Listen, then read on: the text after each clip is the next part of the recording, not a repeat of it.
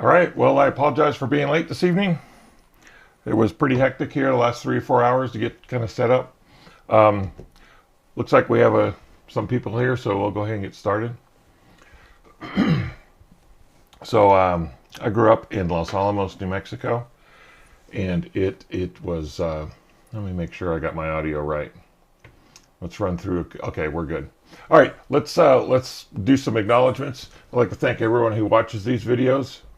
I don't know why you watch them, but I like doing them. So tonight we're going to talk about a problem that I have and the historical estate sale of a lifetime. It's probably the best estate sale I ever went to, and we're going to talk about what its impact was on me personally, and that will kind of be the conclusion to this live stream with a problem that I have. I also am running off a lapel mic tonight. A friend of mine said when I go over to the bench, the audio gets messed up, and I knew that. So I have a wireless lapel mic on. And what else was there? I don't know. Let's just get started. So I grew up in Los Alamos, New Mexico. That was the home of the Manhattan Project during World War II. That's where they designed and built the first atomic bombs that were used in World War II. And after the war, because there was now a presence of atomic weapons in the world, the United States government decided to continue doing research into weapons testing there in Los Alamos. And that went on all the way through. It goes on all the way till today. We moved there in 1972 when I was 10. And I'll tell you a little bit about my upbringing. So my father was the son of a farmer, and my father grew up on a farm, and he ended up working at the lab in Los Alamos, got a job as a chemist, and he worked on, he told us that for a long time while he was working there, he worked on the alternate ways to produce hydrogen for fuel cells and that type of thing. But he grew up that way, and there were five of us kids in the family, and we consequently we never had any. There was no money around the house. You had to do. There were. We got lucky if we got an allowance, all right. But basically, if we wanted to have some money for some spending money, we had to get odd jobs, and so. Consequently, there was no cash around the house, and my dad's mindset, which also I have, is that if it's broken, you don't go buy a new one, you just fix it, and everything has a value. And so Los Alamos, growing up there, was it's a little different than everywhere else. There's probably other cities like this, but it was a very small town. And basically there was one business in town. And at the time when I moved there, it's called Los Alamos Scientific Laboratory. And basically that was the major employer of the town. And I'd say probably 80% of the people that were employed in the town worked at the lab in Los Alamos. And there was some oddities that when we were growing up, we thought they were normal, that this was what happened to every kid. But it was really totally unique to living there. For example, you've seen these drills where the duck and cover drills in the 50s and 60s, where the kids were instructed to get under their desk, if they saw a bright flash. Well, we didn't have that. What we did have was we knew where our fallout shelter was, and mine was in the ground floor of the hospital, actually in the basement of the hospital. So if there was something happened, we were supposed to work our way over to the hospital and get into the bomb shelter or the fallout shelter in the basement of the hospital. One more thing, when we first got there, we went on a field trip in elementary school, and we went across the street to the high school, to the auditorium. And, we were just glad to be out of school. But it was a field trip, so we had to go listen to a presentation. The presentation we listened to was from Edward Teller, who was who was the father of the hydrogen bomb. And he came back, he would come back every once in a while to Los Alamos and give presentations there at the auditorium. And then later he would give piano recitals at the place we called Fuller Lodge. Anyway, so throughout my life, I've been an audio guy. And so if I've been going to yard sales and estate sales for, I don't know, 25, 30 years, and if I see an amplifier or a preamp or a receiver or tape deck from my era, which is like late 70s through the 80s, and it's something better than what I currently have, I will purchase it. And a lot of these things are, that's why I have so many turntables and so many receivers and tape decks and all that stuff. Because typically at an estate sale, there's a kid that's selling off his dad's stereo. He doesn't want it. It's too big. He grew up with an iPhone, and he just listens to Bluetooth speakers.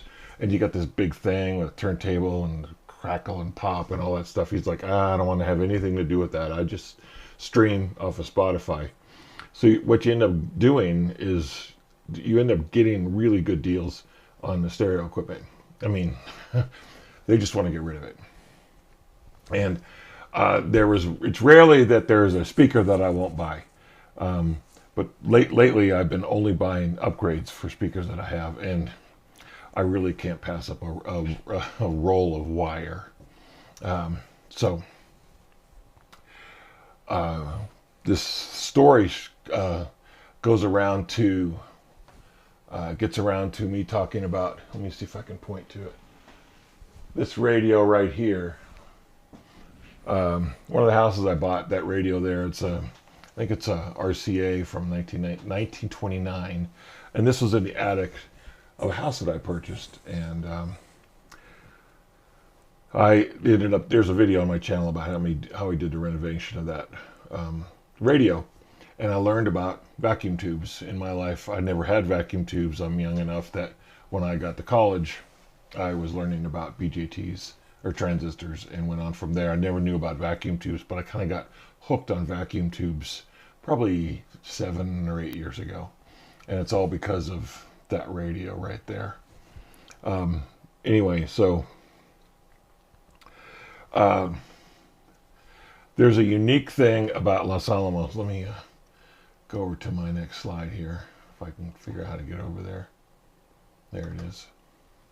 Okay, there's a unique thing about Los Alamos that other probably scientific lab towns have. Like, there's probably something very similar out in Livermore and at Oak Ridge. But there was a salvage yard for the lab. And so let's say, I think probably at the time there's probably 10,000 people working at the lab on hundreds of different projects. And they have a budget, and they purchase test equipment or some type of equipment, scientific equipment, to use in their experiment. And when their experiment's over, there's really no use for this equipment. Well, they'll say that the next experiment doesn't require it. So individual groups don't collect the equipment. They put the equipment, they list it they call it the list. And so if you were working at the lab, you could get a hold of the monthly list, and the list was all the available equipment that you could just do a department to department exchange, and you could basically pick up test equipment that was barely used and use it for your experiment. The items that were not picked up after that month, now this is my memory now, this is probably 45 years ago. The items that are not picked up during the time frame that they're on the list, they get taken off the list, they get picked up, and they go over to the salvage yard. And the salvage yard at the time was out on this road called DP Road, and they would collect all this basically salvage, which is like premier test equipment of the day, and it no longer had a use at the lab. And so they would put this equipment, they would group it up into pallets, and then they would shrink wrap it. And then uh, businesses as well as other entities in town could come in and place a bid on a lot, and a lot would typically be a pallet of stuff, and that might be a pallet of computer monitors or a pallet of I don't know, computers. Or let me turn off my phone here. So, oh, come on, turn off your phone. You'd think I'd get this down. There we go. Okay, so the pallets would get would go up for bid, and you could bid on them, and if you won the bid, you could come by and pick up the pallet. If some of the pallets were not, this is going to be a long one. Some of the pallets weren't picked up, and so those ones, the pallets were broken down and they were put out into the yard, and the yard literally is outside. And then the yard was open in the 70s. It was open from noon to 1 for labbies. You had to show your ID to get in. But it was open from noon to 4 on Thursdays, and it's open to the general public. So my elementary school was close enough to get out at 3:30 and ride our bikes over to Salvage, and we could roam around the outdoor salvage yard. And they didn't sell stuff in the salvage yard by the value of the thing. They sold it by the pound. So you could pick up a metal enclosure with a bunch of switches and lights, and they would just bring it up, put it on the scale, and it would be 11 cents a pound for electronics. They just want to get rid of it. So there are people in town that would both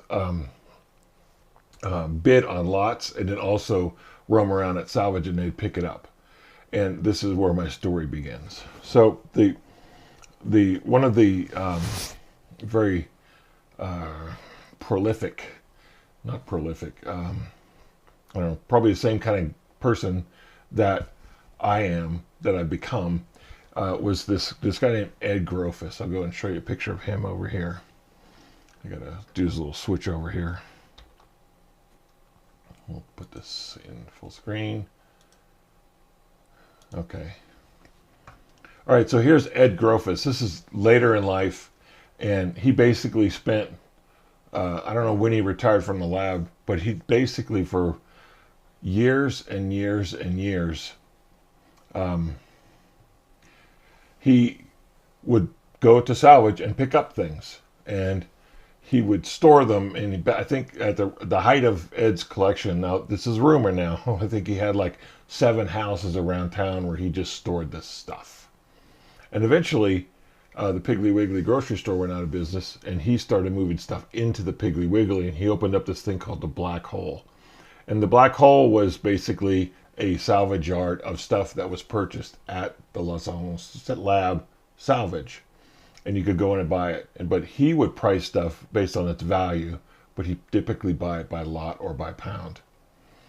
So the Piggly Wiggly parking lot was full of some of the more larger things. If you look up the Black Hole in Los Alamos, you'll see a picture of the lot in front, the parking lot in front of the Black Hole, and it was kind of a big eyesore for the community. And he was a cantankerous old guy, but he ran this thing called the Black Hole, and a lot of people it's closed now because Ed passed away several years ago. So he would sell this stuff, and he was one of these types of people. The other type of person is something I'm going to talk about now. So let me see what my next slide is. Oh, here's some pictures of me at the Black Hole. I'll just give you an indication. There's a picture of me at the Black Hole. This is 2000. This is May in 2000. So I don't know what I'm looking at. I'm probably looking at an old. I have no idea what I'm looking at. This is kind of what was in the Black Hole. It would just be shelves and shelves and shelves and shelves and shelves of things. And you kind of had to know what you were looking for. There was a little bit of an organization there, but not very much. Here's my brother-in-law, and this is kind of looking down one of the aisles, because the grocery store, Ed outfitted it with a bunch of this stuff called Unistrut, which the town was built on. So let's move on to what's our next slide? Okay, so let me see, the date on this is '09. So I'm in Denver. Now this is about a year and a half after I started doing vacuum tube work. I'm in Denver eating some hot dogs with a friend of mine from high school, and I haven't seen this guy in probably 25 years. And I got a hold of him, and I said, hey, we're coming over. If you would like to join us, we're going to have some hot dogs at a place we know. And that was Harley Dogs when it was in a mall, but now it's over in Littleton. So anyway, the guy there and his wife, his name is John, and he was a friend of mine in both junior high and high school. And I think everyone actually knew John in Los Alamos because his parents ran the roller skating rink at the Methodist Church on Friday nights. So everyone knew John. And I'm eating a hot dog, and my sister calls me on the phone, and she says, "Hey, I'm at an estate sale here in Los Alamos, and this guy has a lot of vacuum tube stuff. It actually has a lot of scientific equipment, and he wants, why don't you tell me what you'd like to get, and I will try to find it for you." And I said, okay. So I told her, and then she ended up looking for it and didn't know what she was looking for. So she said, well, let me just put you on with the guy. The guy's name is Michael. And I talked to Michael on the phone, and he says, oh yeah, we got everything down here. We've got everything. And you've heard that before, you have the man cave yard sale. You have the man's tool sale, whatever the title is. But this one was just an estate sale. And it was from a gentleman named Jim Taylor. And now Jim Taylor actually lived down the street from this John Zerwick. And so in this middle of those phone calls, I said, I got a call from my sister about the Jim Taylor passed away and having an estate sale. And he said, you don't want to go near that. That guy has been picking up stuff. His house is probably packed full of stuff. And so I get on with Michael down in Los Alamos, who's running this estate sale. And I said, well, yeah, I'm looking for, I don't know, I told him some stuff. And he says, hey, we got all that stuff. And then I asked him, I said, this was in, what was this? This is in late September, and I knew I was going down to Los Alamos to visit my mom in November. And I asked him, I said, what are you going to do with all the stuff that's left over? Because there's always stuff left over at an estate sale, and then that's a problem. You have to, get rid of it somehow. And it's not like you're going to take some of this stuff to the Salvation Army or Goodwill, because they wouldn't even know what it was. He said, what do you mean when it's over? And I said, like at the end of the day, the stuff that's left over, what are you going to do with it? And he goes, I don't understand what you're talking about. And I'm like, I'm dealing with somebody. I was like, what do you do? Like, the sale is over. There's stuff left over. What are you going to do with that stuff left over? And he goes, you don't understand. I said, really? Like, what don't I understand? He said, I've been doing this every weekend for at least 4 months, and I haven't even made a dent in what's here. I said, oh, okay. Well, I said, well, I'm coming down in about 6 weeks. I'll come down and visit you. And so he said, great. Just come on over. I don't know how long I'll be here, but just come over. Here's my phone number. Give me a call when you get down. All right. So I go down and I meet Michael, and he says, let's meet at McDonald's because there's a storage unit that's full of Jim's stuff over at McDonald's. It's kind of butt up to the same parking lot.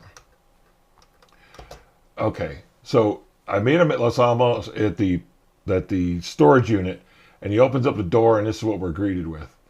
In the storage unit is probably 12 by 12, the opening, and it is, I'd say maybe 30 feet. No, that's too long.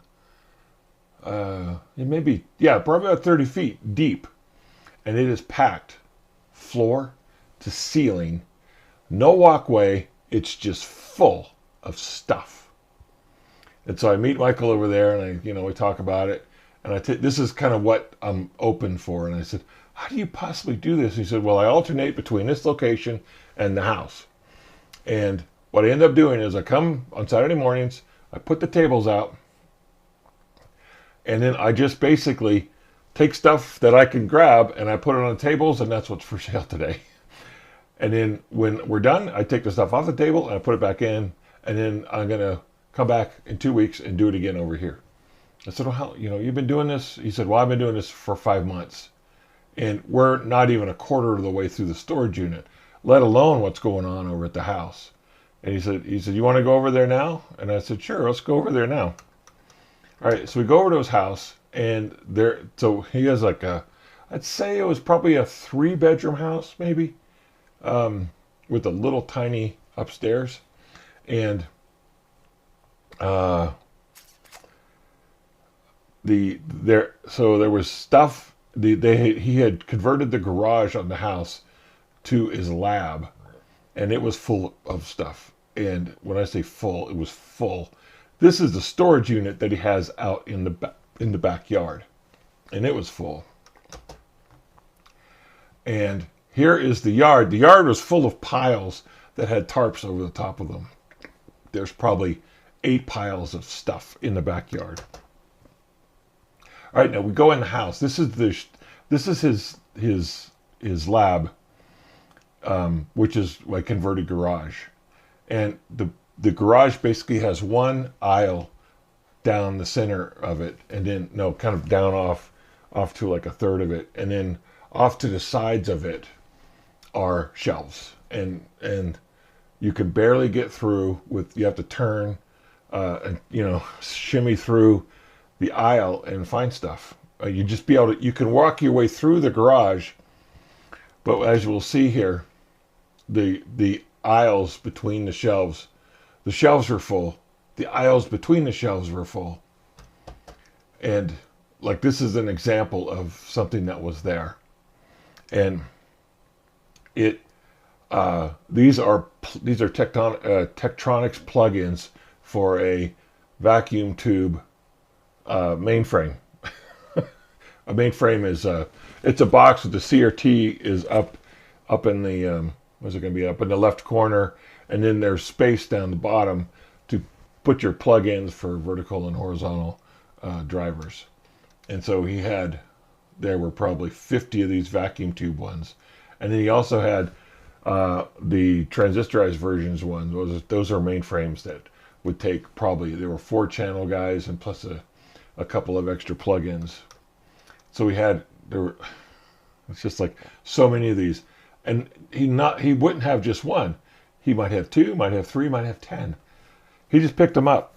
Now, why would you pick them up? Do you have a use for them? He doesn't have a use for them. But here's the deal about going to Salvage in Los Alamos. This kind of stuff was probably out in the yard, and people would come over. The labbies would come over, or the public would come over, and they'd look at it like, I have no idea what this is. I don't even want it. I'm just going to leave it. And so Jim was the kind of guy that knew if he left it there, ultimately at some point it could get scooped up and tossed in the dump. All right, so he couldn't allow that to happen, because you're buying this stuff by the pound. One of those plugins, he probably bought it for, I don't know, probably,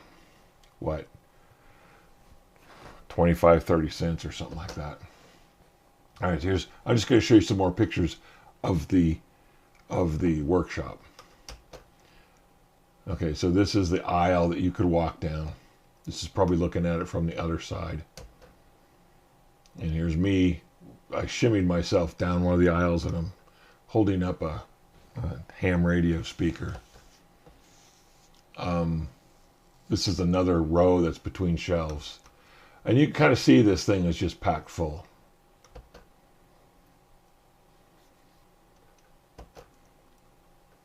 This is his ham radio bench. So all this stuff here was what used for amateur radio. Here's that main aisle again. All right, so here is my haul for the night. This is the haul that I took away from this place, and we'll go ahead and show you some things that were here. And I only got to see probably, I'd say, at the most 15% of what was viewable. There was basically, when you went there to this estate sale, it was always something new. So you never knew what you were going to get. So you basically had to get this stuff. Now, what ended up happening was I was picking up stuff and putting it down in my own pile. And it was just me and Michael that night. This is probably about, what time is this? Oh, this is about 1 o'clock in the morning. I made up a pile. And I'd pick up something and he'd say, that's $5. I'd pick up something else. That's $10. This is $20. You pick up something else. And I basically started stacking stuff up out there. And when I got done, he went out and kind of summed it up, and he said, all right, this is $350 or whatever it was. So I got this stuff for really good price. Now, the deal Michael had was Jim's widow was also living in the house. Her name is Frances. We'll see a picture of her in a minute. Somehow they were doing some split on the proceeds from selling all of Jim's stuff. And well, I'll continue here.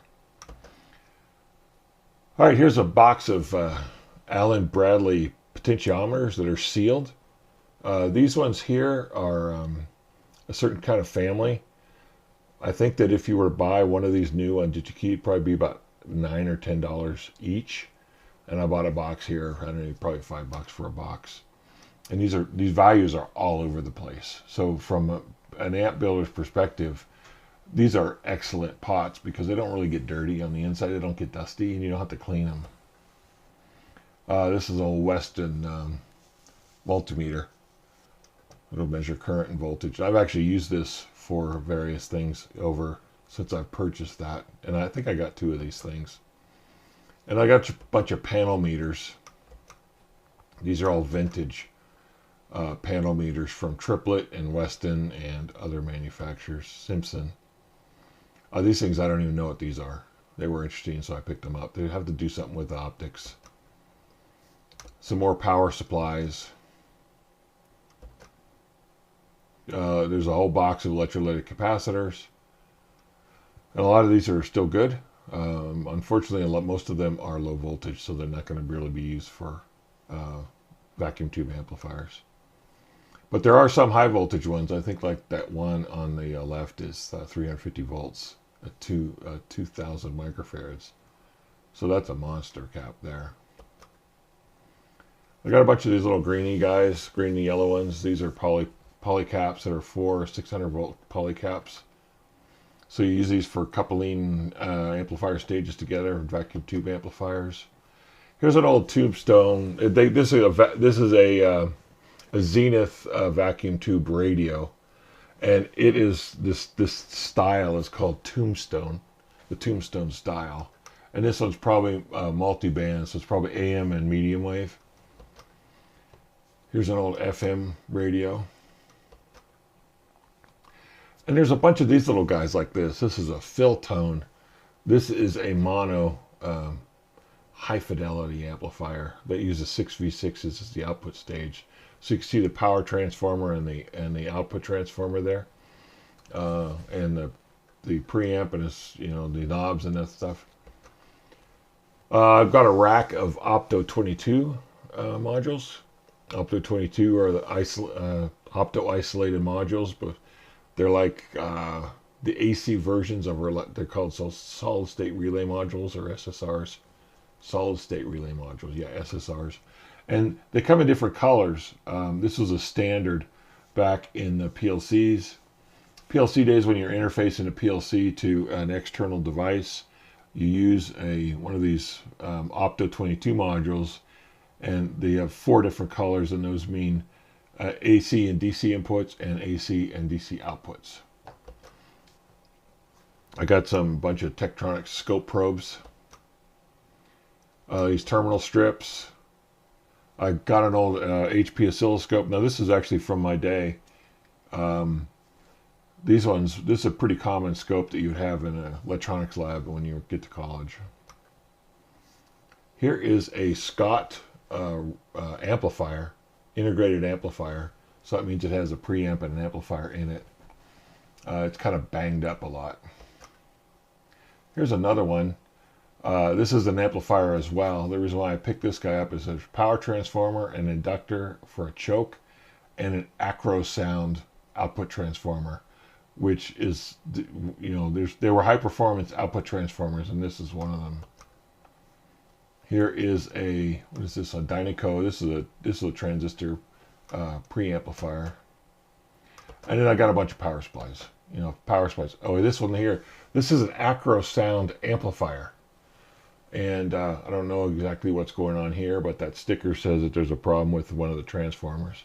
I haven't even dug into that one yet. These are more power supplies. This one's a high voltage power supply, and same with this one. They look similar, but they're actually different. This is another one of those single amplifiers. This is probably another 6v6 amplifier. This one has a power transformer, a choke, and an output transformer. So if you were to buy this thing now, like brand new, this is probably $500 worth of parts. And I got a bunch of these things. These are old vintage bench ammeters and voltmeters. I just love this kind of, I love this old vintage type measuring equipment. Aluminum chassis. This is a X, Y, and Z positioning stage. It has micrometers on it for fine position. This is used on an optics table to position mirrors or the laser itself. This looks like a panel from an airplane, maybe even a bomber. I don't know what it's from. I got a bunch of books down there because, you know, every person that back at that time would have these books. So I looked through the books that were in the lab, and I picked up the vacuum tube books or something that I'd kind of be interested in. But I want to show you something else on this. So because it was a government town, they had private labeled pencils and pens. Okay, so this pen is a property of the AEC. That's the Atomic Energy Commission, and then this pencil over here is property of DOE, Department of Energy. Now, at the time, I really didn't know much about vacuum tubes. I had done a little bit of restoration on a radio, and I've started tinkering with things, but I never really had any of these books. And I didn't realize until much later, I'm going to show you one of these books here. This book right here, this Theory and Application of Electron Tubes, Reich, this is one of the fundamental books of doing vacuum tube amplifier designs. That one right there. That one is a gem. Now, of course, I didn't know it. I just bought a bunch of tube books. What do I know? All right, this one over here, this is a Sansui tube receiver. This one here, this is a beauty here, but someone had yanked out the output tubes, and those output tubes are really rare. So I haven't done any work on getting that guy going.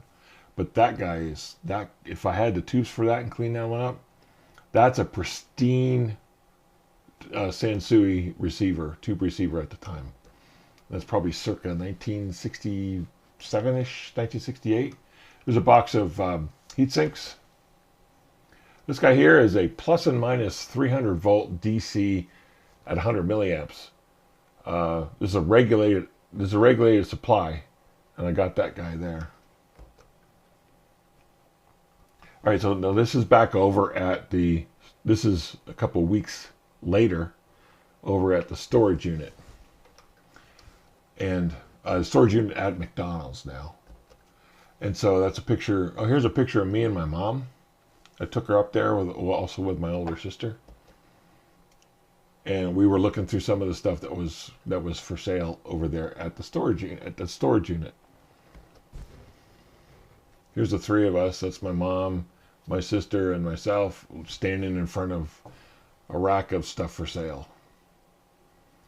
And this guy had tubes. All right, now this is probably 6 months after the sale had begun. So all the tube fanatics, all the amp guys, all the guitar guys, all the ham guys, all that stuff have already gone through the sale. And so these were the tubes that were left over. And there was probably, I would say, 1,000 tubes there. Now, a lot of these tubes, there's some of them are new old stock, so that means they're in the original box that the tube came in. Other ones are just thrown in a box.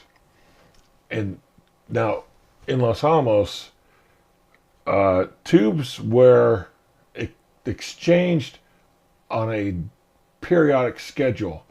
So it wasn't that the tubes were pulled out of this test equipment and tested to see if they were good. They just come through every, I don't know, some schedule, like say every 6 months, and just replace all the tubes. So the tubes that were pulled out, I don't know what happened to them. They went to salvage or they got thrown away or whatever. They could have been perfectly good. They didn't even know if the piece of test equipment was on or off. But the periodic scheduling required that these tubes be replaced. And so a lot of these tubes, they might not have any life on them, but they're not in a box, so they're not new old stock, but the lifetime that's on them is really short. Chances are that.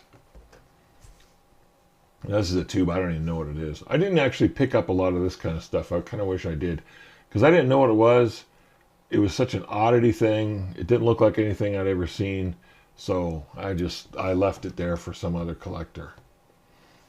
Here's my mom's going through a box of tubes. Now this mom looks at my, this is what my mom would say looking up. What are you going to do with all this crap, Craig? What are you going to do with all this stuff?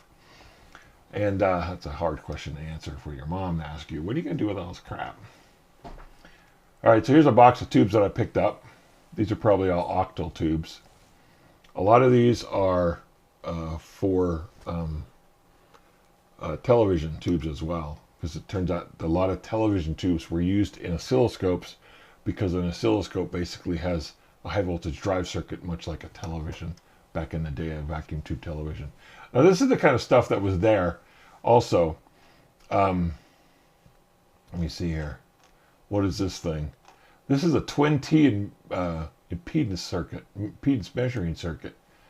And this is, what's the name of this thing? Who made this thing?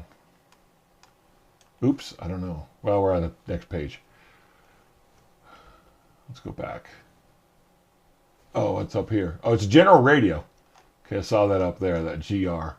General Radio. So General Radio was a manufacturer back in those days of test equipment.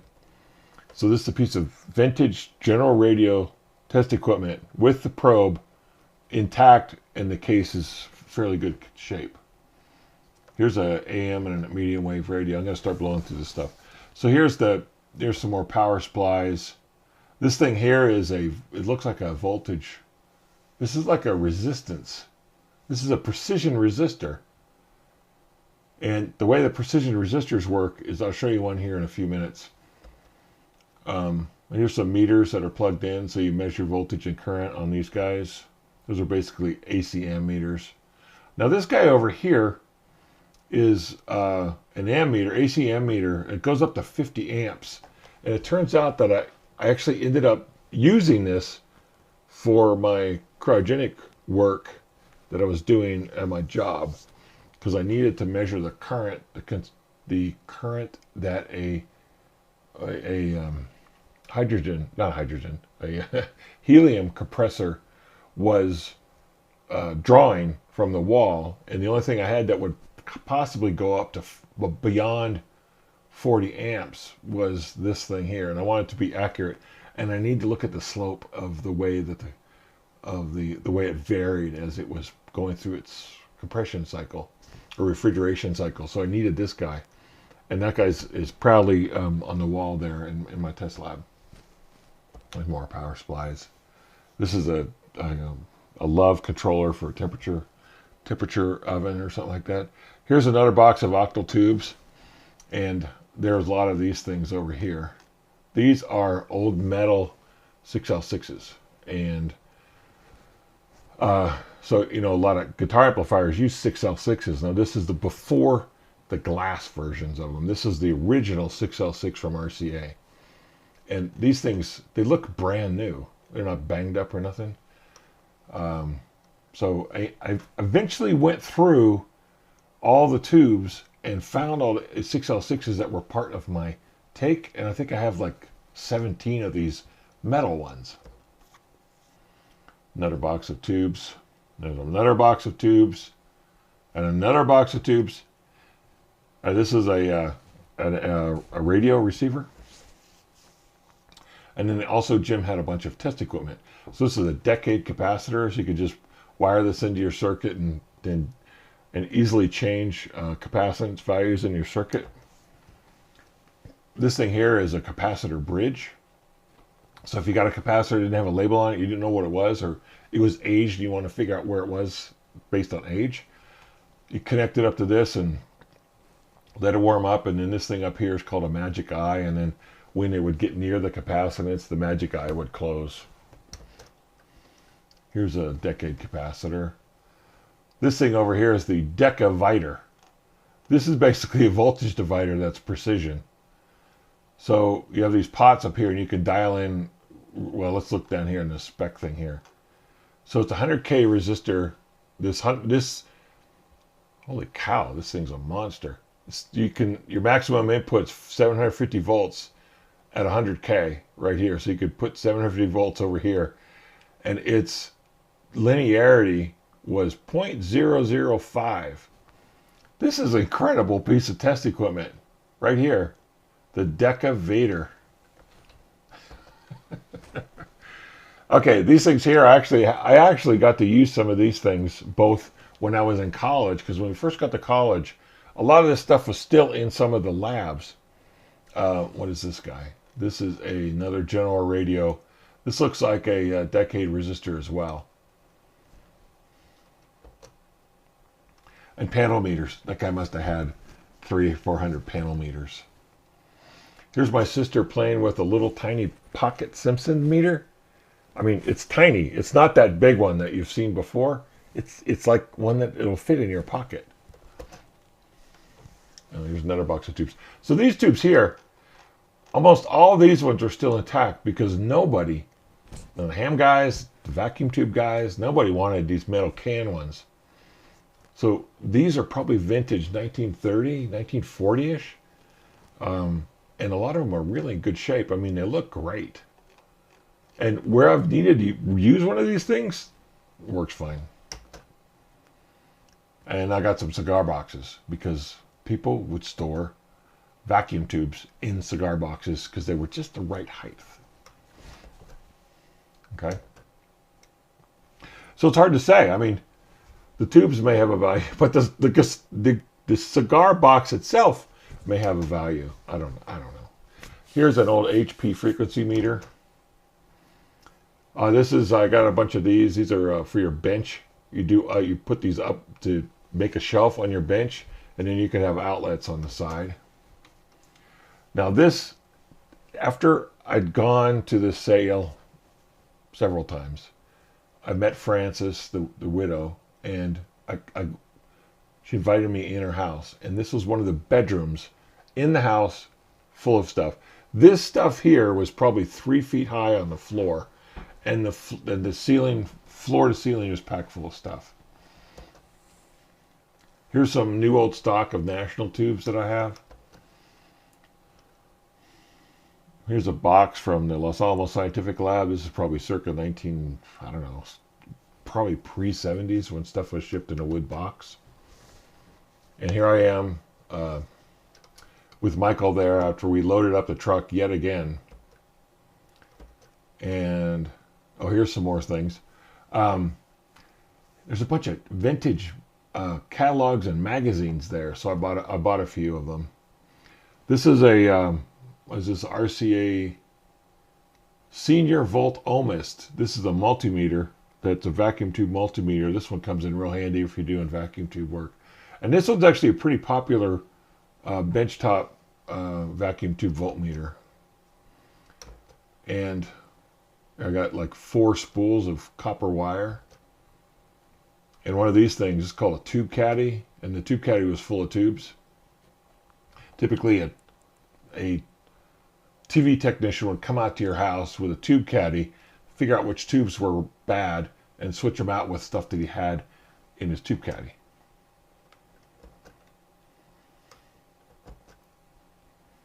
I got some of these resistors. These are cabinets full of, well, not necessarily full, but they have a lot of carbon composition resistors in them.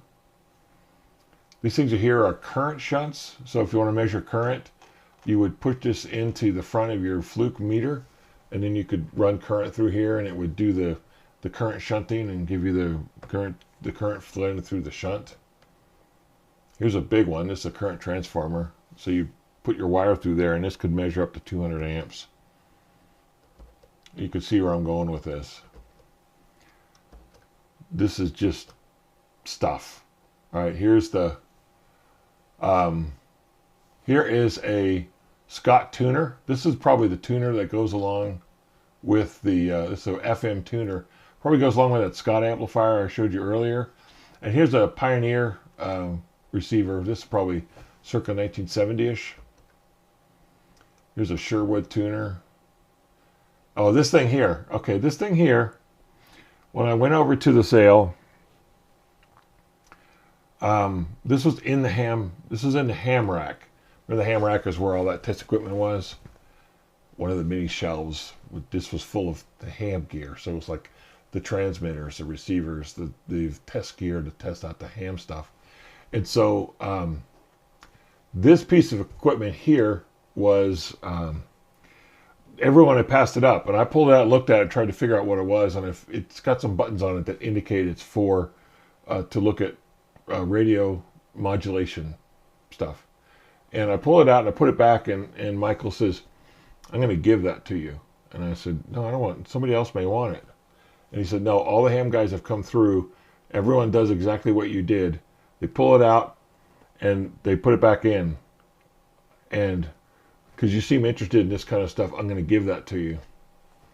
And so I took it. I didn't know what it was. I eventually figured it out. It's called a selective level meter.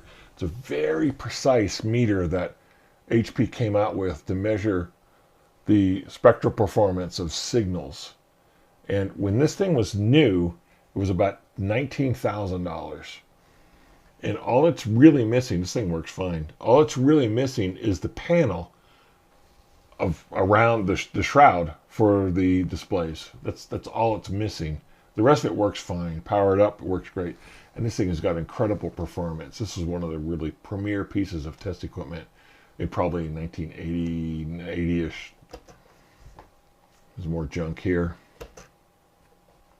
Here's some of those things. This is a Sears catalog from 1900. Got jet stories, electronic projects. You can kind of see where we're going with this. This is a tube tester Michael pulled out for me. It's a Hickok 600. This is really a nice tube tester. This one does transconductance. Anyway, you can see what I'm up against here. It's an isolation transformer, a bunch of transformers, more coils of wire. We're really going long here. All right, so you can see all this stuff. Oh, here you go. Now, tell me that this wouldn't be an awesome pedal for a guitar amplifier to turn on the gain stage or something. This is a foot switch off of an IBM card reader. Just more junk. More wire. These things here are really valuable. Actually, you can see them on the bed of my truck. These things are right here in my lab. These are DC and AC milliohm meters, and they're clamp-on. So he not only had one, he had two of them. They work great. So if I'm measuring the bias current on a push-pull, or not push-pull, yeah, single, brain dead. Output stage that has two output tubes in it. I can measure the individual currents by just clipping on the wires in the circuit, and I don't have to disconnect anything. These things are great, and they work out the 100 kilohertz, so you can also measure the AC current if you connect up that output thing right to a scope. I got some of these Rider technical manuals. These were manuals that were put out for radio repair as well as other electronics in the 50s. Here's some other books that I purchased at the time, and it turns out that this book right here, Vacuum Tubes by Spanglenberg, that is another fundamental book in tube design right there. There's a couple more receivers, precision AC voltmeter. For all you young kids back in the day, or for all you young kids back in the day, there's a lot of car stereo theft and CB radio theft. And so you'd have these things here. This is like a little removable tray that you would mount your CB or car stereo to, and then it had like a sliding contact. So and it had also had a key lock. So you put your car stereo in the trunk when you went somewhere. Get out of the trunk and you slam it back in there, and then you could turn it on and you could play it. And this is a security mechanism, and a lot of trucks would have these in there to keep people from ripping off the stereo or CB radio. And I actually put one of these in my mom's car, and I had a Pioneer car stereo that I'd pull in and out. It's not like there's like no theft in Los Alamos. I don't know what I was thinking. Anyway, so this is towards the end of the sale. This is kind of where almost seeing the floor at this point. I'm going to get through the rest of this. Here's me looking at some other test equipment here. I ended up buying this thing here. This thing right here is an impedance bridge, and I have that right up here on my bench. This is the collection of panel meters that have been looked through and put in this shelf so people can look and see what they have. Now here's Francis. Francis would come out every Saturday and run the cash sales, and Michael would help out people, and you'd basically come in. He would tell you what the price is. You'd go out and tell Francis, and you'd tell this little old lady here, this widow, what Michael said, and you'd pay her. Okay, there's no negotiation. The items were really attractive to purchase, because at that point they didn't want to make money. Well, they'd like to make some money, but their real goal was to get it out of there. All right, we're just going to blow through the rest of this stuff. You can kind of see what it is. If you know what this is, well, more power to you. But this is kind of the stuff I took away. At some point I'll stop here and switch over to the bench. This transformer here is a power transformer. It goes up to about 1500 volts. And this is the last image here. Okay, so I'm going to show a really short piece of a video, and then we're going to go over to the bench and I'll show you some more of this stuff in more detail. So let me see if I can figure out how to do this without screwing something up here.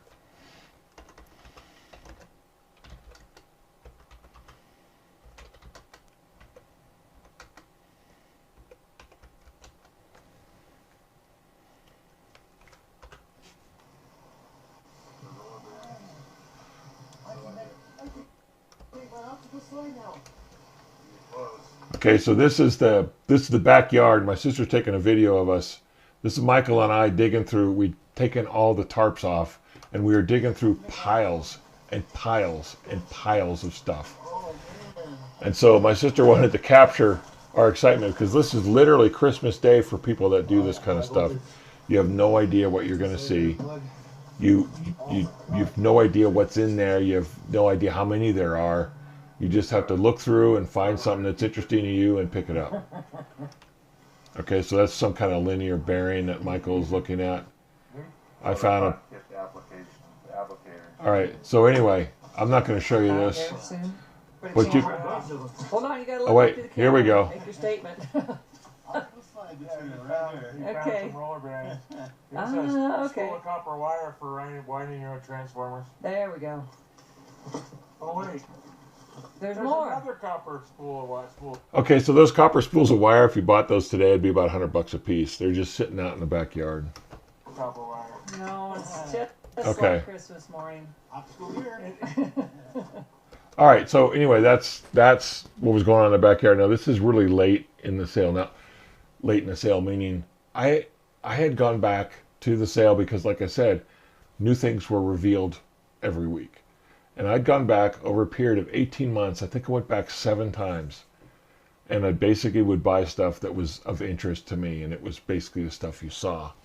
And so I'm going to talk a little bit about that one piece of equipment, that HP selective level meter, that thing that was $18,000 new, that looked a little bit newer, that was missing a panel. Okay, so what I realized was when Michael gave it to me, I said, okay, I'll take it. So I took it out and I put it on the bed of my truck, and I realized at that point, I have now become the guy that Jim was. Okay? I have the same problem Jim had. And Frances told me this. She said, I went and talked to her a little bit about Jim, and she said, my husband, I loved him to death, but he had a problem. He could not. If he saw something that had value, he would buy it. And that's where we are today. And Michael and Frances worked for 18 months to get rid of all of Jim's stuff. And it was really good for Frances. But people like me would go and collect our own version of that. Now I'm in the exact same situation that Jim is now. And I realized when I put that thing on the bed of my truck, I thought, okay, my goal from this point on, I put it down, I said, my goal in my life is to either use it, give it away, sell it, or trash it with all the stuff, because I don't want to put my granddaughter in the same situation that Frances and Michael were in for Jim's stuff. I don't want my granddaughter to go through this crap and go, why did my grandfather pick up this junk? I don't want her to have to do that. So I have a lot of things here in my lab, and I have a lot of things elsewhere, and that I at some point I'm going to actively go into getting rid of it. Okay, so we don't need to watch any more of this stuff here. So what I'm going to do is I'm going to go over to the bench. I'm going to show you some more of these things in a little bit more detail, and we're going to wrap this up because again I'm going long. I'm sorry about that, but let's just do it. Let me make sure I'm not okay. That's okay, good. All right, we're going to switch over to the overhead camera over there. All right, this is one of the interesting pieces that I got. Let me put my mug back on there. Okay. So I really have no idea what this thing is, and it took me about a year to figure out what it is. And it's marked Western Electric. So Western Electric back in the day was the development arm. It was the commercialization of Bell Labs that would sell stuff to the phone companies. And this is some kind of line tester. It's got a bunch of coils and resistors and all sorts of stuff, and it has a bunch of taps here. This is a giant resistor here, and this is how you set the resistance. I have no idea what this thing is. But I do know that this is in really good condition, and it needs to be in a museum somewhere. So I have to figure out. I did ask a friend of mine who's a communications professor. He said, if you wanted this, because I don't want that junk. I said, okay. All right, that's fine. All right. Next thing I'm going to show you is this guy here. This is another decade voltage divider. So, sorry about these lights. Let me give it a little adjustment here. Well, you're going to have to live with that, I guess. Here we go. Okay, so this is a 10K input, and this is an output. So this basically a 10K resistor across this side. And then over here, you would get out your output voltage, and you'd set them up here. Now I want to show you, this is another piece from General Radio. This is probably from the 40s, and it had got a wood box on it that's it's pretty bad condition. But I want to show you about the construction of test equipment back when there was quality built into test equipment. No plastic in this box. No bakelite. This is all metal construction. And I want to take this apart and show you what's going on inside, because this is really dang impressive. So the first thing you want to see is it's got a copper lined box for shielding. And then inside of here, it has precision wound resistors wound around these posts. and then it has some kind of chain drive that runs two of these things. Now you can see these things here are actually contacts, and so when you turn the switch, you switch in both pieces of resistance. So this thing is basically a giant precision resistor, and there's two of them, and I have no idea how long it would take to wire this up, but this thing is a work of art. Well, you know, for an electrical engineer it is. All right, let me show you one more thing here that I didn't show a picture of. This is another one of these interesting things. Now, a lot of this stuff, when I was growing up, I never even saw this stuff because I'm a little bit, you know, I might have seen a Simpson meter, but I never saw anything like this. All right, here's the last one. Here's the last piece, and we'll wrap this up. Okay, there's a tag on it that says Leeds and Northrop Precision Variable Resistor. There we go. So this is a nice metal box with a metal lid. And look at this baby. So this is, I don't know how many turns this is. We're not even going to try, but you have over here, I don't know what this is. Oh wait, there's some, I never even looked in here what these things are. What is this thing? Oh, it's a thing for right here. Interesting. This must be to change the scale of the resistance. Or you can store it right there.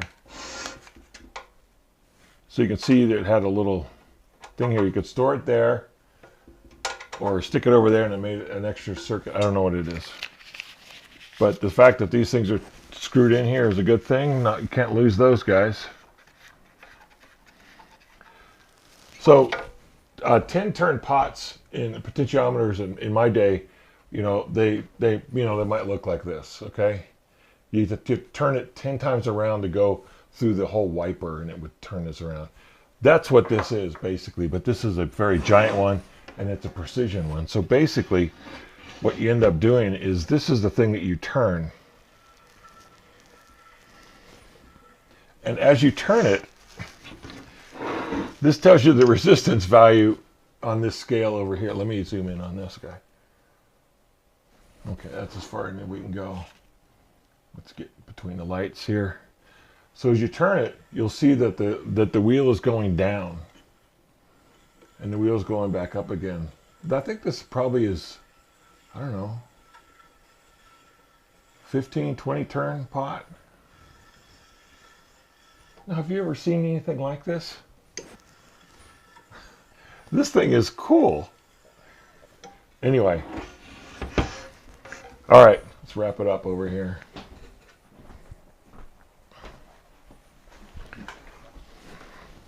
Okay, what am I going to do with this stuff? I have no idea. I picked it up, and chances are what I end up doing is contacting the museum at some point and saying, hey, would you like to take this? Vintage test equipment. I don't know if there's a Western Electric museum somewhere. No doubt there is. I may have to send them some stuff. Because, you know, same thing as like all my Mac crap. No, my vintage Mac gear from the 90s, 80s and 90s. What do I do with that? What do I do with all this? I don't know. It's just, it's a plague. But what it really has done for me is I really needed to get rid of this stuff. And also I realize when I go buy things now, I can't just buy it because it has value. It really has to have a use. Otherwise I can't buy it. There's a lot of other people out there looking for stuff, and let them pick it up and deal with it. But at this point, I have a challenge in my life to rid my life of all this stuff. Anyway, thanks for watching. I don't know. Oh, wait. We got some questions. I've been slacking off on these questions. So he goes, okay, so Full Wave Rex said this is going to be good. Love a good haul. Love a good haul. There's 7 truckloads of crap. Okay, so we got something from Peter. He says I'm looking for vintage tube advertising signs. I don't even know what that is. I'll have to take a look. And he says the Sansui receiver is awesome. Yeah, you got that right. Glorious Mark is a big... wait. Curious Mark is a big HP collector. All right, I got to write that down. Thank you, Paul. Curious Mark. All right, that's great. Okay, well said. I'm becoming a steward of some of my own junk until one day I pass it on to someone else. Yeah, that's right. You should start getting rid of it because us old guys actually know what it is and know what you could use it for. You know, if we look at, okay, let's just look at this piece. This is a universal bridge. Now, I'm old enough that we actually had one of these in the analog lab at New Mexico State, so I knew how to use it. And when I saw it, I picked it up right away because I knew how. So this guy here measures inductors, very small ones up to very large ones, capacitors, resistors. It's basically a really high performance bridge that can measure both all those 3 things as well as combinations and look at the quality of things and the Q values and that kind of stuff. So I knew what this was. So when you have this old stuff, I mean, if I showed this to an electrical engineer that just got out of college, they would have no idea what this is. This is just an old piece of stuff that it doesn't have any value. It literally is that point. So as things go on, getting rid of this stuff is really going to be a challenge because we're not going to be able to find someone that actually wants to use it for anything. Okay. Paul wrote in, he said, Curious Mark has a YouTube channel. I'll look that up when we get off the air here. But anyway, thanks for watching. I'm glad you guys stuck it out. I know that these are really long and a lot of people drop off, but some people stay to the end and I'm really grateful for that. I'm like really grateful. And I don't really look at the analytics here of any of my videos. I probably don't want to know how much of an hour someone watches because probably not very much. But I know that some people are in here. Some people like looking at all this stuff. And I like doing it. So we will see you next time on Tech Talk for Grandpa. Good night.